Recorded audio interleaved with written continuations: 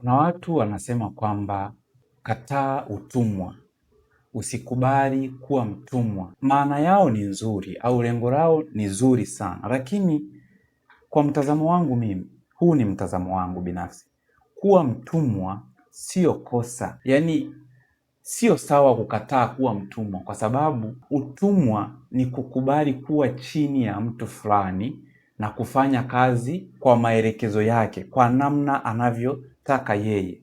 Umeona? Kwa mfano, Yesu alikuwa na watumwa ambao tunawaita mitume, lakini pia Mtume Muhammad yeye mwenyewe alikuwa na watumwa wanaitwa sijui maswahaba, sijui maswahibu.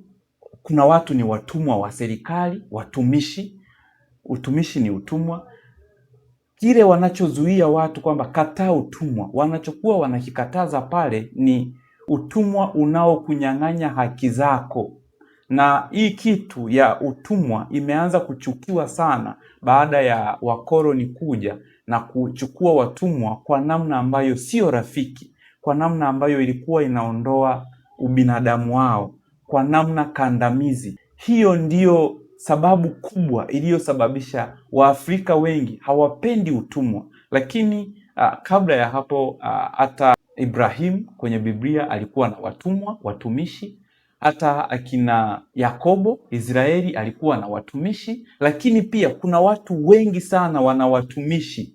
Kuwa na mtumishi ni mtumwa. Kuwa na mtumwa sio kosa. Hata wewe kuwa mtumwa wa mtu fulani sio kosa. Kuwa mtumwa sio vibaya, ila utumwa kandamizi sio mzuri. Usikubali utumwa ambao unanyang'anya haki zako binafsi, unanyang'anya haki yako ya kuishi, unanyang'anya haki yako ya ubinadamu. Kilichoathiri elimu yetu au uelewa wetu juu ya utumwa ni ile hali kandamizi ambayo walikuwa watu wanauliwa, walikuwa watu wanafanya kazi bila kuwa na mapumziko, walikuwa watu wanafanya kazi bila kuwa na ujira. Huu ndo utumwa ambao ulifanyika kwa namna kandamizi sana ambayo iliathiri sana saikolojia yetu. Lakini hata kabla ya hapo, Waafrika pia walikuwa na watumwa wao. Kuna watu hadi leo wana watumwa na mtu wao kufanya kazi ndani, watu wenye makampuni. Kuna mmiliki yule mkurugenzi ana watumwa, ana watu ambao wanafanya kazi kwa niaba yake. Huo ndo utumwa. Kwa hiyo wale watu wanaoshauri wenzao wakatae utumwa, pengine labda hawajui wanawazuia wasifanye nini, lakini kwa uelewa wangu mimi, utumwa sio kosa.